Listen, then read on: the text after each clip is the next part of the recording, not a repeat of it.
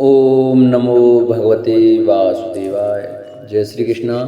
नमस्कार दोस्तों, प्रिय भक्तजनों, आज की वीडियो में हम आपको द्वादशी पारण में सुनी जाने वाली तुलसी माता की कहानी सुनाएंगे। तो सभी भक्तजन हमारी तुलसी माता की कहानी को श्रद्धा भाव और प्रसन्न चित्त मन से सुने। जो भक्त हमारे चैनल पर नए आए हैं, जिन्होंने अभी तक हमारे चैनल को सब्सक्राइब नहीं किया है, वो हमारे चैनल को सब्सक्राइब करें, वीडियो को लाइक करें और कमेंट में ओम नमो भगवते वासुदेवाय, ओम नमः शिवाय अवश्य लिखें। तो आइए भक्तों, हम अपनी कथा को प्रारंभ करते हैं। एक बुढ़िया माई तुलसी को सींचती और कहती कि हे तुलसी माता, सत की दास्ता में मेरा बिड़ला सींचती हूं, मुझे बहू दे, पीताम्बर की धोती दे, मीठा मीठा घास दे, बैकुंठ में बास दे, चटक की चाल दे, पटक की मौत दे, चंदन का काठ दे, रानी सा राज दे, दाल भात का भोजन दे, 11 की मौत दे, कृष्ण जी का कंधा दे। तब तुलसी माता यह सुनकर सूखने लगी तो भगवान ने पूछा कि हे तुलसी, तुम क्यों सूख रही हो? तुलसी माता ने कहा कि एक बुढ़िया रोज आती है और यही बात कह जाती है, मैं सब बात तो पूरा कर दूंगी, लेकिन कृष्ण का कंधा कहां से लाऊंगी?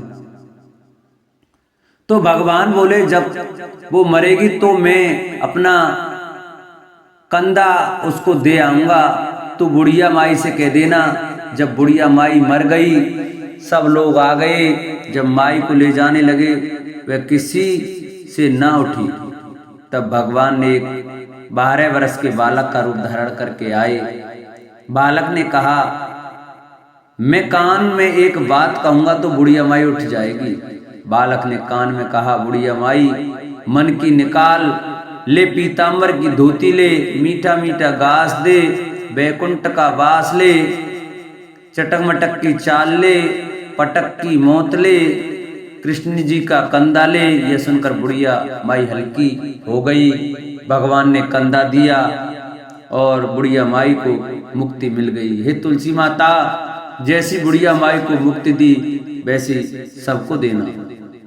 तुलसी जी से जुड़ी ये कथा बहुत प्रचलित है। श्रीमद् देवी भागवत पुराण में इनके अवतरण की दिव्य लीला कथा भी बनाई गई है। एक बार शिव ने अपने तेज को समुद्र में फेंक दिया था। उससे एक महातेजस्वी बालक ने जन्म लिया। यह बालक आगे चलकर जालंधर के नाम से पराक्रमी दैत्य राजा बना। इसकी राजधानी का नाम जालंधर नगरी था। दैत्यराज कालनेमी की कन्या वृंदा का विवाह जालंधर से हुआ। जालंधर महाराक्षस था। अपनी सत्ता के मद में चूर उसने माता लक्ष्मी को पाने की कामना से युद्ध किया, परंतु समुद्र से ही उत्पन्न होने के कारण माता लक्ष्मी ने उसे अपने भाई के रूप में स्वीकार किया। वहां से पराजित होकर वह देवी पार्वती को पाने की लालसा से कैलाश पर्वत पर गया। भगवान देवादिदेव शिव का ही रूप धारण कर माता पार्वती के समीप गया, परंतु मां ने अपने योग बल से उसे तुरंत पहचान लिया तथा वहां से अंतर्ध्यान हो गई। देवी पार्वती ने क्रुद्ध होकर सारा वृत्तांत भगवान विष्णु को सुनाया। जालंधर की पत्नी वृंदा अत्यंत पतिव्रता स्त्री थी। उसी के पतिव्रत धर्म की शक्ति से जालंधर न तो मारा जाता था और न ही पराजित होता था। इसलिए जालंधर का नाश करने के लिए वृंदा के पतिव्रत धर्म को भंग करना बहुत जरूरी था। इसी कारण भगवान विष्णु ऋषि का वेश धारण कर वन में जा पहुंचे, जहां वृंदा अकेली भ्रमण कर रही थी। भगवान के साथ 2 मायावी राक्षस भी थे, जिन्हें देखकर वृंदा भयभीत हो गई। ऋषि ने वृंदा के सामने पल में दोनों को भस्म कर दिया। उनकी शक्ति देखकर वृंदा ने कैलाश पर्वत पर महादेव के साथ युद्ध कर रहे अपने पति जालंधर के बारे में पूछा। ऋषि ने अपने माया जाल से 2 बानर प्रकट किए। एक बानर के हाथ में जालंधर का सिर था तथा दूसरे के हाथ में धड़।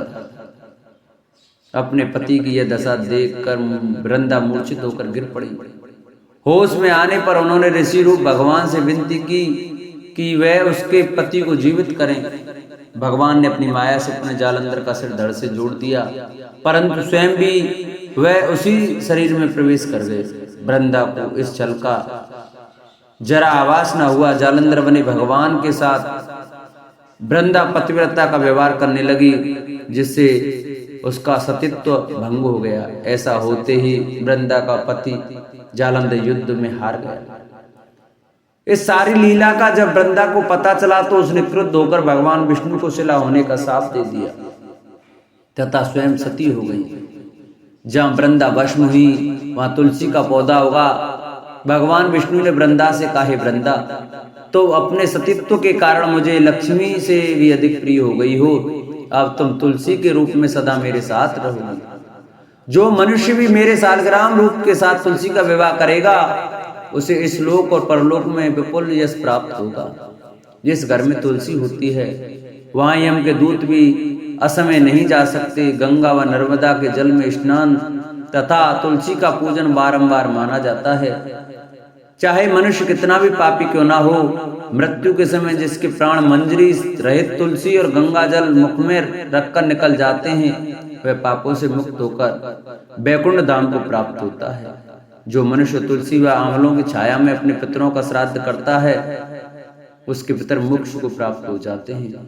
उसी दैत्य जालंधर की यह भूमि जलंधर नाम से विख्यात है। तो तुलसी माता की जय। जिन भक्तों को हमारी तुलसी माता की व्रत कथा अच्छी लगी हो वो हमारी वीडियो को ज़्यादा से ज़्यादा शेयर करें, चैनल को सब्सक्राइब करें, वीडियो को लाइक करें और कमेंट में ओम नमो भगवते वासुदेवाय अवश्य लिखें।